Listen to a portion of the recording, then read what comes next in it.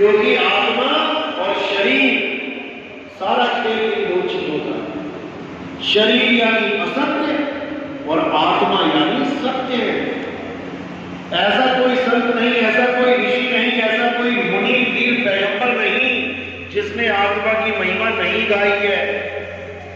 जिनको आप भगवान मान के पूजते हो, जिसको कृष्ण जी कहते हैं, वो भी अध्याय 2 में आत्मा की महिमा गा रहे हैं। अगर वही परमात्मा है तो वो आत्मा की महिमा क्यों गा रहे हैं? क्यों बार बार समझा रहे हैं अर्जुन को कि हे अर्जुन, आत्मा अजन्मा है, आत्मा नित्य है, आत्मा अचल है, आत्मा शाश्वत है। आत्मा को कोई शस्त्र काट नहीं सकता, अग्नि जला नहीं सकती, वायु सुखा नहीं सकती, जल भिगो नहीं सकता। ये सब कहने की क्या जरूरत है? सीधे कह दे तू भगत, मैं भगवान, मेरी पूजा कर, बात खत्म हो जाए। लेकिन इतना विस्तार आत्मा के ऊपर क्यों बोला गया? क्योंकि हमें यही समझाना चाहते थे वो कि भाई आत्मा को जान, आत्मा को छोड़ के तू सब कुछ जानने में लगा हुआ है। शरीरों की पूजा में लगा है, मंत्रों में लगा है, जाप में लगा है, पत्थर में लगा है, तीर्थ में लगा है, दुनिया भर के गणितों में लगा है, लेकिन आत्मा को नहीं जानता। सुई से लेके हवाई जहाज बनाना सीख लिया, हर काम सीख लिया, हर भेद को जान लिया दुनिया में, लेकिन खुद के भेद को नहीं जान पाया। बस इसीलिए परमात्मा दूर है। दुनिया करीब हो गई और परमात्मा दूर हो गया। अब करना क्या है? अब यू टर्न लेना है, इस दुनिया से दूरी बढ़ानी है और आत्मा के करीब जाना है।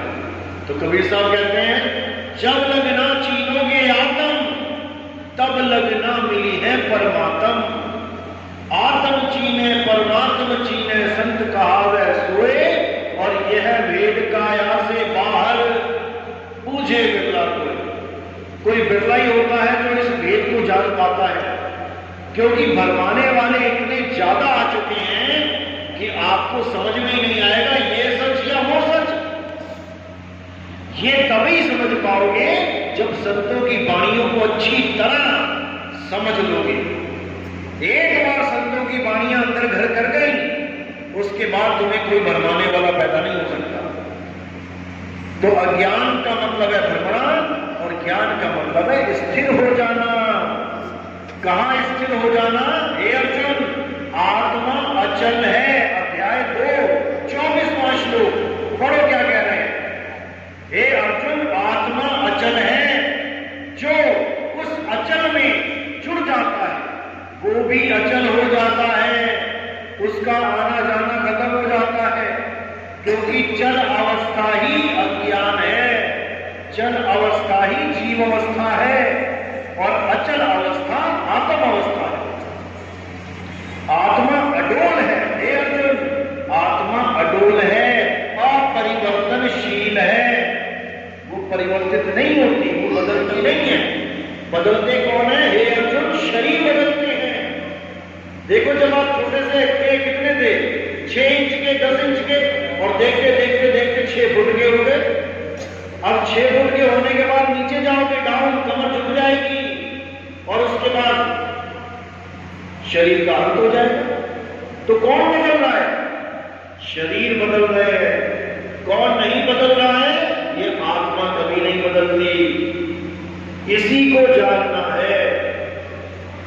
लेकिन अधूरे गुरु ने इस आत्मा के अलावा तुम्हें सब कुछ जनवा दिया। मंत्र जनवा दिए, तंत्र जनवा दिए, धागे पहना दिए, लाल पीले काले रक्षा सूत्र बना के तुम्हें तीर्थों में घुमा दिया, तुम्हें श्वासों में जोड़ दिया कि सोहम सोहम करो, ओम सोहम करो, ओहम सोहम करो। तुम्हें 5 तत्वों में उलझा दिया। मेरे शरीर मेरे शक्ल का ध्यान करो, परमात्मा मेरे रूप में आएंगे। 3 गुणों में उलझा दिया, चक्रों में उलझा दिया, हर जगह उलझा दिया।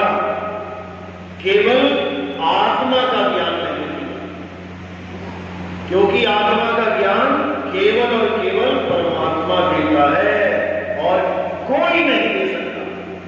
तो जितने भी इस दुनिया में संत हुए हैं, इन सबको परमात्मा ही मिले आके, और उन्होंने ये मंत्र जंत्र तंत्र छुड़वा दिए और केवल आत्मा का लखाव करा दिया। इसलिए गुरु ग्रंथ साहब में भी बोला गया है, आत्म देव पूजिए गुरु के पाए सुहाए। उस आत्म देव को पूजो, आत्म देव के अलावा और कुछ पूजनीय नहीं है। लेकिन हमें नहीं समझ में आया, हम आत्मा को छोड़ के हर तरह के पाखंड में प्रपंच में पड़े रहे, लेकिन आत्मा को नहीं जानना। अब आत्मा को ही जानना है और केवल आत्मा को जानना है, क्योंकि आत्मा में ही परमात्मा का वास है। ज्यों तिल माही तेल है और ज्यों चकमक में आग, तेरा साईं तुझ में है, जाग सके तो जाग। मेरा साईं मुझ में है, मुझे कहीं और जाने की जरूरत नहीं है। लेकिन ऐसा कब होगा जब आपके जीवन में कोई आत्मज्ञानी गुरु आएगा जो आपकी आत्मा का भेद जानता है। वो आपको श्वासों से, तत्वों से, इन लोगों से परे कर देगा। कोई कह रहा है सतलोक जाना है, कोई कह रहा है अलग अनामी लोक जाना है, कोई कह रहा है ब्रह्म लोक जाना है, कोई कह रहा है गोलोक जाना है, शिव लोक जाना है। किसी लोक में नहीं जाना। जो भी लोकों में चला गया वो आता और जाता रहेगा। इसलिए कबीर साहब ने निबेड़ा ही कर दिया, लोक अलोक शब्द है भाई, और जिन जाना तिन संशय जाई। ये जितने भी गुरु बैठे हैं लोगों में ले जाने वाले, यही तुम्हारे पतन का कारण है। ये तुम्हें एक लालच दे देते हैं कि बेटा उस लोक में चल, वहां पर ऐसा है वैसा है, सोने की सड़कें हैं, दूध की नदियां हैं, और हम वो कल्पना में, उस लोक की कल्पना में अपनी आत्मा को भूल जाते हैं। जिस आत्मा में आपने स्थिर होना है उसको हम भूल जाते हैं और इन लोगों के चक्कर में पड़ जाते हैं। यही अज्ञान है, यही अज्ञान है। ये लोग बनाए किसने? ये लोग तो गिनती में आते हैं, ये लोग बनाए गए हैं। अगर परमात्मा ने लोग बनाए हैं रहने को तो वो गिनती में आता है। जिस दिन परमात्मा ने लोग बनाया उस दिन पहला दिन हो गया लोग का। पहला दिन हुआ है तो एक आखिरी दिन भी होगा, क्योंकि जो चीज बन गई वो एक दिन बिगड़ेगी, इसमें कोई संशय नहीं है। हमने वहां पहुंचना है जो कभी बनाई नहीं, जो बनाई नहीं वो कभी बिगड़ेगा नहीं। वो क्या है? वो हमारी आत्मा है। हे अर्जुन, इस आत्मा का ना तो कभी जन्म होता है और ना ही आत्मा की कभी मृत्यु होती है, क्योंकि वो सदा से है, वो सदा से है। उसी आत्मा में आपने स्थिर हो जाना है, बस आपका इतना काम है। तो कबीर साहब इसी आत्मा की महिमा गाते हुए कहते हैं कि जल में नींद प्यासी, मोहे देखत आवे फांसी, आत्म ज्ञान बिना नर भटके। कोई लोक का ज्ञान बिना नर भटके नहीं बोला कि सतलोक बिना नर भटके या मंत्र ज्ञान बिना नर भटके। मंत्रों को तो झूठ बोल दिया उन्होंने। कोई भी गुरु आपको कोई भी मंत्र देता है, समझ लो उसने तुम्हें फंसा लिया, काल के जाल में तुम्हें फंसा लिया, क्योंकि सारे मंत्र इंसानों ने बनाए हैं। किसी ने हिंदी भाषा में बना लिए, किसी ने अरबी में बना लिए, किसी ने अंग्रेजी में बना लिए। ये सब इंसानों की उपज है। परमात्मा ने कभी कोई मंत्र नहीं बनाया। अगर परमात्मा ने मंत्र बनाया होता तो सारे संसार के लिए वो एक ही होता, एक ही भाषा का होता। जैसे मान के चलो परमात्मा ने आसमान बनाया तो सबके लिए एक सा बनाया। अमेरिका वाला ये नहीं कह सकता कि मेरा आसमान अलग है। अगर परमात्मा ने पानी बनाया तो सबके लिए एक सा बनाया, हवा बनाई तो सबके लिए एक सी बनाई, धरती बनाई सबके लिए एक सी बनाई, अग्नि बनाई सबके लिए एक सी बनाई। तो अगर ये मंत्र बनाए तो सबके अलग अलग क्यों बना दिए? तुम हिंदुस्तान में नाम ले रहे हो, उसमें तुम्हारा जो हिंदुस्तानी में नाम दे रहा है, हिंदी भाषा में नाम दे रहा है। तुम अरब देश में चले जाओ, वहां पे हिंदी ना जाने कोई, तुम्हें अरबी में कोई नाम दे देगा। तुम जापान में चले जाओ, तुम्हें जापानी में नाम पकड़ा दिया जाएगा। तुम चीन में चले जाओ, वहां तुम्हें चीनी भाषा में नाम पकड़ा दिया जाएगा, क्योंकि ये नाम इंसानों ने बनाए हैं, अपनी अपनी भाषाओं में बना लिए हैं। इसलिए अगर कोई तुम्हें भाषा वाला नाम देता है, गुरु, गुरु नहीं कहेंगे, गुरुआ कहेंगे। जो तुम्हें भाषा वाला नाम देता है वो तुम्हें उलझा गया, अब तुम नहीं सुलझ पाओगे। क्यों? क्योंकि तुमने 52 अक्षरों को अपने सिर पे रख लिया, उस मंत्र को भगवान बना के सिर पे रख लिया, जो मंत्र नकली है। नकली कैसे है? गुरु ग्रंथ साहब में साफ लिखा हुआ है, कृत्रिम नाम कथे तेरे जीवा, सत्य नाम तेरा परापूर्व। यानी नकली नाम, जितने भी मुंह से बोले जाते हैं ये नाम, ये सब नकली हैं। कृत्रिम नाम कथे तेरे जीवा, जीभ से बोले जाने वाले, मुंह से बोले जाने वाले, होठ कंठ से बोले जाने वाले सारे नाम नकली हैं, मैन मेड हैं, इंसानों के द्वारा बनाए गए हैं। लेकिन वो सच्चा नाम, वो सतनाम, तेरा परापुरवला, वो कोई आदमी नहीं बना सकता।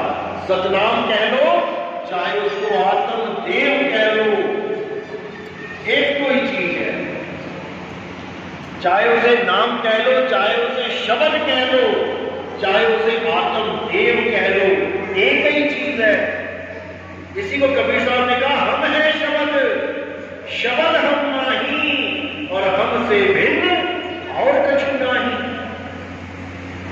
यानी मैं शब्द हूं। कौन सा शब्द हूं? हिंदी का, पंजाबी का, उर्दू का? शब्द हूं मतलब आत्मदेव हूं। हम है शब्द, यानी मैं आत्मा हूं। शब्द हम नहीं, ये सारे शब्द मुझ में से ही निकल रहे हैं। सुबह से शाम तक इस आत्मा के द्वारा कितने शब्द पैदा कर दिए जाते हैं।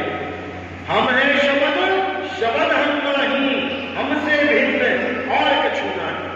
शब्द न भिन्न से, यानी आत्मा का नाश नहीं होता।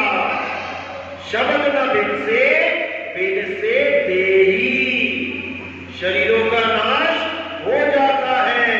कहे कबीर हम शब्द सने ही, सने यानी प्रेमी। मैं तो आत्म प्रेमी हूं, मैं काया प्रेमी नहीं हूं कि मैं तुम्हारी काया से प्रेम करने आया हूं।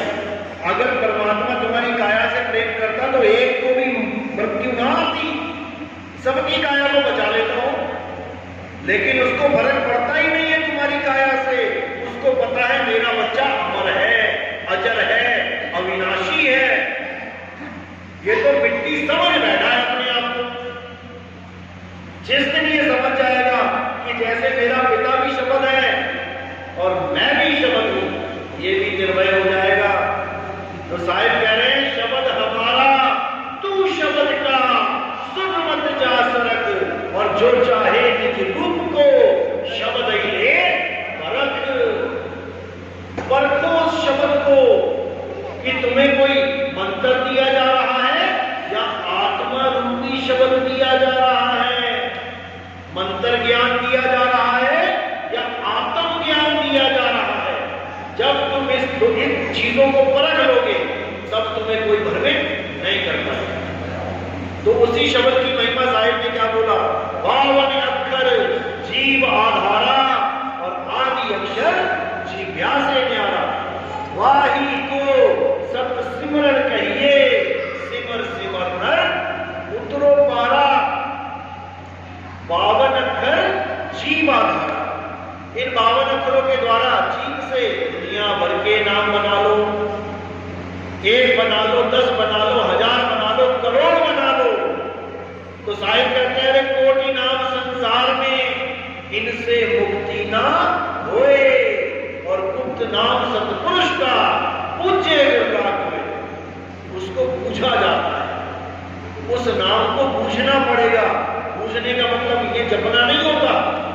पूछने का मतलब होता है जैसे पहेली पूछी जाती है, यानी विवेक लगाओ, विचार करो कि वो नाम क्या है। तो पहली ही लाइन कबीर सागर की क्या कहती है? सत्य नाम है सार, पूछो संत विवेक करी, उतरो भव जल पार, सतगुरु का उपदेश यही। सत्य नाम है सार, सत नाम ही सार शब्द है।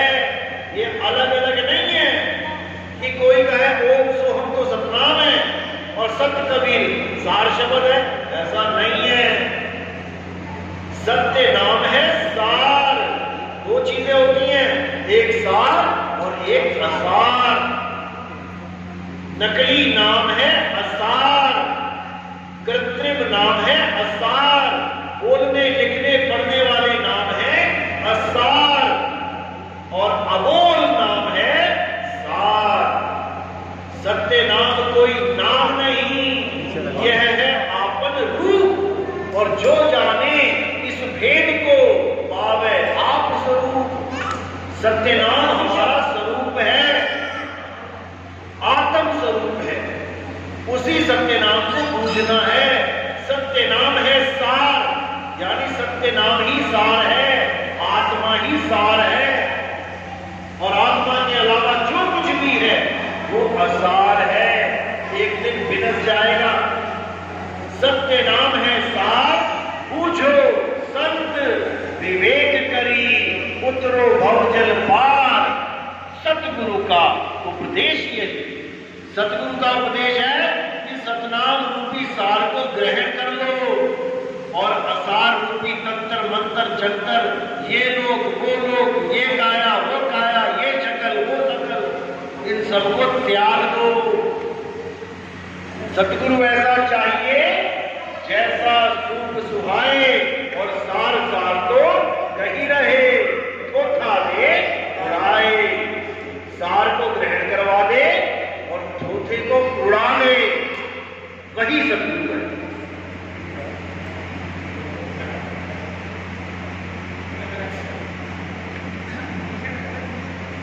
तो अब समय आ गया है सत्य को जानने का, और देखते देखते देखते पूरा विश्व इस सत्य को जानेगा। यही समय है जो संतों महात्माओं ने अपनी अपनी भविष्यवाणी में भी बोल रखा है कि एक ऐसा समय आएगा जब इतना बड़ा प्रचार चलेगा, सतनाम का प्रचार चलेगा, जो घर घर में डंका बजा देगा। यही वो सतनाम का प्रचार है, यही वो आत्मज्ञान का प्रचार है, जो सारी दुनिया के अज्ञान को खत्म करके सारी दुनिया को एक झंडे के नीचे लाके खड़ा कर देगा। और वो झंडा है सतनाम का, आत्म स्वरूप का।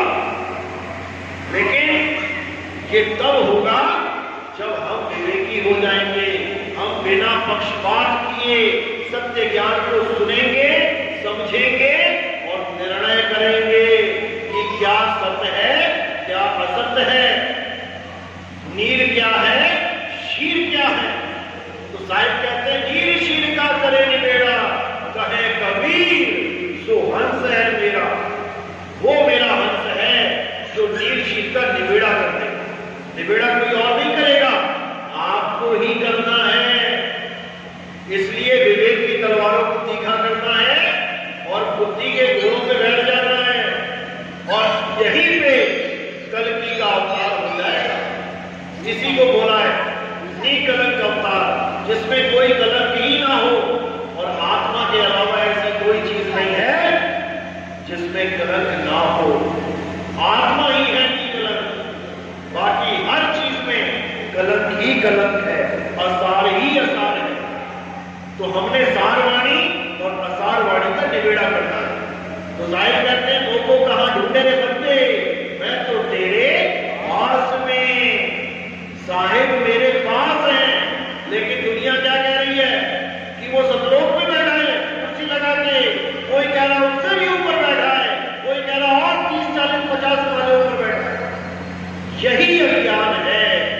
अगर तुमने इसको समझ लिया तो तुम्हें कहीं आने की जाने की जरूरत नहीं पड़ेगी। अरे ना कहीं आना और ना कहीं जाना, आपे में आप समाना। कैसे समाना? जैसे एक कछुआ होता है, जब कछुआ निकलता है पानी से तो चलने लग जाता है, जिधर को मुंह होता है उधर को चल पड़ता है। अब जैसे ही वो चलना शुरू करता है तो उसका विस्तार होता है, वो विस्तार करता जा रहा है। जैसे ही गर्दन बाहर निकाली, हाथ पैर बाहर निकाले, विस्तार शुरू हो गया। अब जैसे ही उसमें खतरा आएगा, कोई जानवर आ गया उसके ऊपर अटैक करने, अब वो कहां जाएगा? कौन से लोक में जाएगा? पाताल लोक में घुसे कि जल लोक में जाए कि आकाश लोक में उड़े? अब किसी लोक में नहीं जाना है, वो जहां पर भी है वहीं पर अपने आप को सिमेट लेना है, अपने में ही सिमट जाना है। इसी को कहते हैं मुक्ति पद। कहां समाए? खुद में ही समा गए, कहीं और नहीं जाना है। तो साहिब कह रहे जाप मरे अजब्बा मरे अनहद भी मर जाए, सूरत समाए शब्द में लाखों काल न खाए। सूरत समाए सतलोक में नहीं बोला, सूरत समाए अकह लोक अनामी लोक अगम लोक में नहीं बोला, सूरत समाए सत केवल लोक में नहीं बोला, सूरत समाए शब्द में। अब ये शब्द क्या है? बस तुमने इस पे विचार करना, क्योंकि शब्द ही है जो कुछ है। लेकिन हमें शब्द का बोध ही नहीं होता जब तक हमें कोई शब्द विवेकी पारखी गुरु नहीं मिल जाता। तो साहिब कह रहे गुरु मेरे सभी बड़े, अपनी अपनी और शब्द विवेकी पारखी सो माथे का। वो विवेकी गुरु क्या करता है? आपको केवल शब्द का भेद समझा देता है कि भाई किन शब्दों में उलझ गया, अपने असली शब्द को जान। तो कहते हैं शब्द शब्द बहुअंतरा, सार शब्द मत लीजिए। और कहे कबीर जहां सार शब्द नहीं, दृढ़ जीवन सोचिए।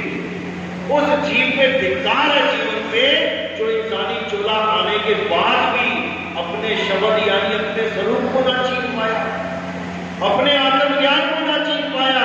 कुत्ता बिल्ली बकरा बन के छीनेगा क्या? शेर हाथी घोड़ा बन के छीनेगा क्या? ये एक मौका है तुम्हारे पास, ये इंसानी जन्म एक मौका है जब तुम अपने शरीर को और अपनी आत्मा को अलग अलग करके छीन सकते हो। ये इंसानी जन्म मंत्र जपने के लिए नहीं मिला है कि ये एक इंसानी जन्म है जिसमें तुम नाम जप सकते हो। तोता तुमसे अच्छा नाम जप ले सारा दिन राम राम राम राम करे वो, फिर उसकी भी मुक्ति करवा दो। इसलिए अपने आत्मा को जानो। तुम आत्मा हो, लेकिन तुम अपने आप को ना जानने के कारण आदमी और औरत बन बैठे हो। ये आदमी और औरत क्या है? ये चोला है। कौन सा चोला? इंसानी चोला। चोला क्या होता है? चोला होता है कपड़े। तुम 184 चोले पहन के उतार चुके हो। कभी चींटी बने, कभी हाथी बने, कभी घोड़ा बने, कभी हिरण बने, कभी शेर बने। ये चोले पहने उतारे, पहने उतारे, पहने उतारे। अब जाके जो चोला मिला है वो इंसानी चोला है। इसको भी उतार दोगे एक दिन, ये भी सदा के लिए नहीं मिला है। अब इस चोले को उतारने से पहले पहले तुमने अपने असली स्वरूप को जान लेना। यही आत्मज्ञान है। अगर अपने स्वरूप को नहीं जान पाए तो वापस तुम्हें किसी मां के गर्भ में जाना पड़ेगा। ये जान कर पाओगे जब तुम्हें कोई आत्मज्ञानी भेदी सदगुरु मिलेगा। वो तुम्हें समझाएगा कि भाई तू आदमी नहीं है, तू औरत नहीं है, तू आत्मा है। आदमी और औरत तो कपड़े हैं, ये 5 तत्व का कपड़ा है। किसी को आदमी का मिल गया, किसी को औरत का मिल गया। कपड़े पहनने से कोई आदमी और औरत नहीं हो जाता। अगर किसी किन्नर ने आदमी वाला सूट पहन लिया तो क्या वो आदमी बन जाएगा? किसी किन्नर ने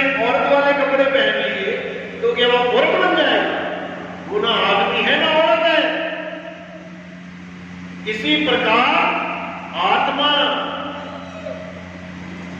आदमी के कपड़े पहन के बैठ गई जीवात्मा, तो वो आदमी समझ रही है अपने आप को। जो जीवात्मा औरत के कपड़े पहन के बैठ गई वो अपने आप को औरत समझ रही है। ये ना आदमी है ना औरत है। जब ये आदमी और औरत नहीं है तो कबीर साहब क्या है? जिसकी फोटो के आगे आप अगरबत्तियां लगा रहे हो वो तो एक आदमी की फोटो है। जब तुम आदमी और औरत नहीं हो तो क्या कबीर साहब आदमी हो गए? राम जी आदमी है क्या? कृष्ण जी के आदमी है? अरे वो शरीर है। इस जन्म में आदमी का मिल गया तो मैं आदमी आदमी कर रहा हूं। अगले जन्म में औरत का मिल गया तो मैं अपने आप को औरत औरत कर रहा हूं। विष्णु जी ने तो एक ही जन्म में दोनों रूप दिखा दिए। जब देवताओं को अमृत पिलाया तो आदमी थे कि औरत थे? कौन थे? जब देवताओं को अमृत पिलाया था औरत थे। औरत बन के पिलाया तो अब उसको क्या कहोगे? आदमी औरत? जब भस्मासुर को मारा आदमी बन के मारा, औरत बन के मारा, अब क्या कहोगे विष्णु जी को? आदमी की औरत? अरे वो ना आदमी है ना औरत है। वो चोले बदल रहा है। मछली बन के अवतार लिया तो क्या कहोगे विष्णु जी को? मछली है। जब कछुआ बन के अवतार लिया विष्णु जी तो क्या कहोगे? कछुआ है। जंगली सुअर के रूप में अवतार लिया तो उसको जंगली सुअर बना दोगे। अरे वो सारे शरीर नकली रूप है। असली रूप जो है वो आत्म स्वरूप। तो इसी को समझना। तो जब लगना चीनोगे आत्म तब लगना मिली है परमात्मा। इसी को समझना है।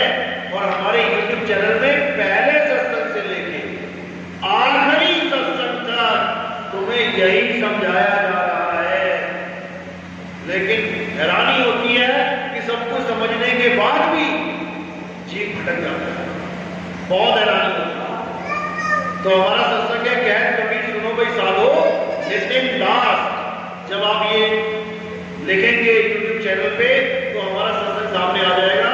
आप उसको निष्पक्ष होके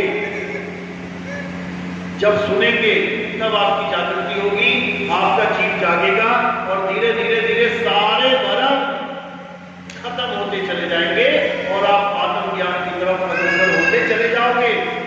आत्मज्ञान को समझते चले जाओगे।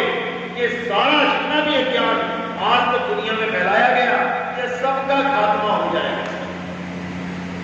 तो आज का सत्संग में यही समाप्त करता हूं। और जो नाम दीक्षा वाले हैं वो हाथ खड़ा करें एक बार।